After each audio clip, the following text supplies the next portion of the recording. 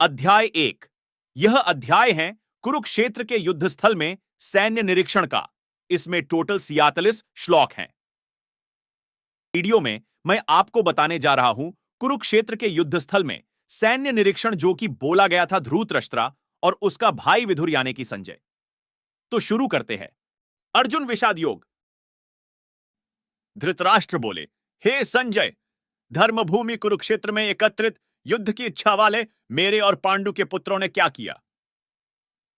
संजय बोले, उस समय राजा दुर्योधन ने व्यूहरचना युक्त पांडवों की सेना को देखा और द्रोणाचार्य के पास जाकर यह वचन कहा, आपके बुद्धिमान शिष्य द्रुपद पुत्र धृष्टद्युम्न द्वारा व्यूहाकार खड़ी की हुई पांडुपुत्रों की इस बड़ी भारी सेना को देखिए। इस सेना में बड़े बड़े धनुषों वाले तथा युद्ध में भीम और अर्जुन के समान शूरवीर सात्यकी और विराट तथा महारथी राजा द्रुपद, धृष्टकेतु और चेकितान तथा बलवान काशीराज, पुरुजित, कुंतीभोज और मनुष्यों में श्रेष्ठ शैब्य पराक्रमी युद्धामन्यु तथा बलवान उत्तमौजा, सुभद्रा पुत्र अभिमन्यु एवं द्रौपदी के पांचों पुत्र, ये सभी महारथी हैं। हे ब्राह्मण श्रेष्ठ, अपने पक्ष में भी जो प्रधान हैं उनको आप समझ लीजिए। आपकी जानकारी के लिए मेरी सेना के जो सेनापति हैं उनको बतलाता हूं। आप द्रोणाचार्य और पितामह भीष्म तथा कर्ण और संग्राम विजयी कृपाचार्य तथा वैसे ही अश्वत्थामा, विकर्ण और सोमदत्त का पुत्र भूरिश्रवा और भी मेरे लिए जीवन की आशा त्याग देने वाले बहुत से शूरवीर अनेक प्रकार के शस्त्रास्त्रों से सुसज्जित और सबके सब युद्ध में चतुर हैं। भीष्म पितामह द्वारा रक्षित हमारी वह सेना सब प्रकार से अजेय है और भीम द्वारा रक्षित इन लोगों की यह सेना जीतने में सुगम है। इसलिए सब मोर्चों पर अपनी अपनी जगह स्थित रहते हुए आप लोग सभी निःसंदेह भीष्म पितामह की ही सब ओर से रक्षा करें। कौरवों में वृद्ध बड़े प्रतापी पितामह भीष्म ने उस दुर्योधन के हृदय में हर्ष उत्पन्न करते हुए उच्च स्वर से सिंह की दहाड़ के समान गरज कर शंख बजाया। इसके पश्चात शंख और नगाड़े तथा ढोल, मृदंग और नरसिंघे आदि बाजे एक साथ ही बज उठे। उनका वह शब्द बड़ा भयंकर हुआ। इसके अनंतर सफेद घोड़ों से युक्त उत्तम रथ में बैठे हुए श्री कृष्ण महाराज और अर्जुन ने भी अलौकिक शंख बजाए।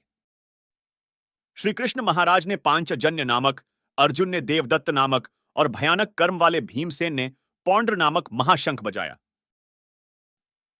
श्रेष्ठ धनुष वाले काशीराज और महारथी शिखंडी एवं धृष्टद्युम्न तथा राजा विराट और अजय सात्यकी, राजा द्रुपद एवं द्रौपदी के पांचों पुत्र और बड़ी भुजा वाले सुभद्रा पुत्र अभिमन्यु, इन सभी ने हे राजन सब ओर से अलग अलग शंख बजाए और उस भयानक शब्द ने आकाश और पृथ्वी को भी गुंजाते हुए धार्तराष्ट्रों के अर्थात आपके पक्ष वालों के हृदय विदीर्ण कर दिए।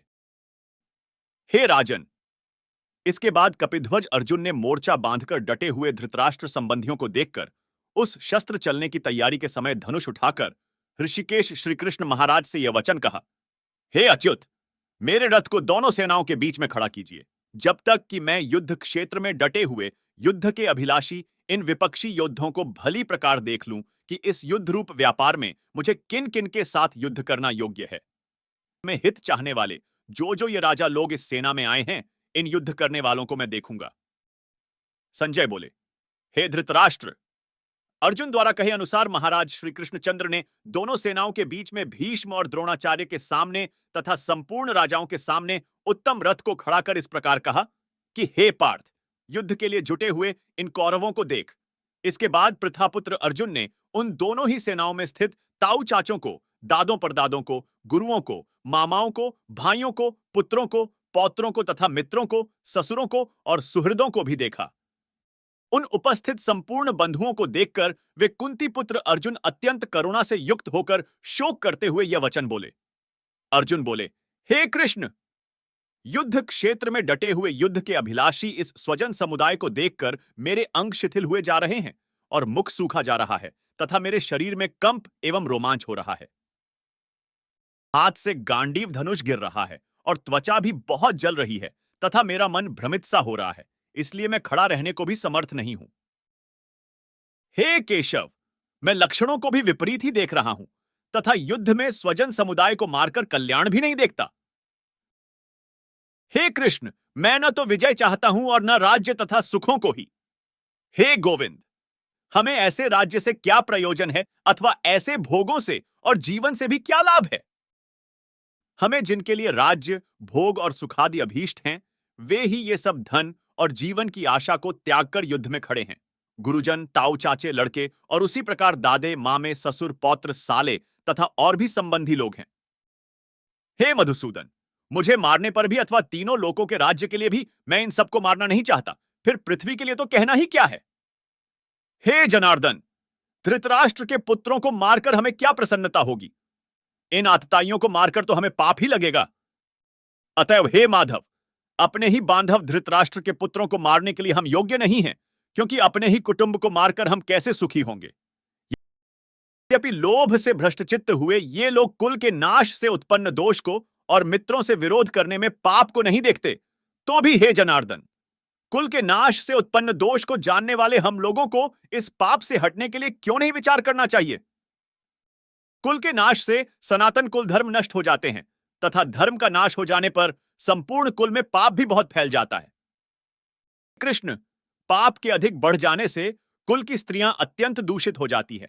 और हे वार्ष्णेय, स्त्रियों के दूषित हो जाने पर वर्ण संकर उत्पन्न होता है। वर्ण संकर कुलघातियों को और कुल को नरक में ले जाने के लिए ही होता है। लुप्त हुई पिंड और जल की क्रिया वाले अर्थात श्राद्ध और तर्पण से वंचित इनके पितर लोग भी अधोगति को प्राप्त होते हैं। इन वर्ण संकर कारक दोषों से कुलघातियों के सनातन कुल धर्म और जाति धर्म नष्ट हो जाते हैं।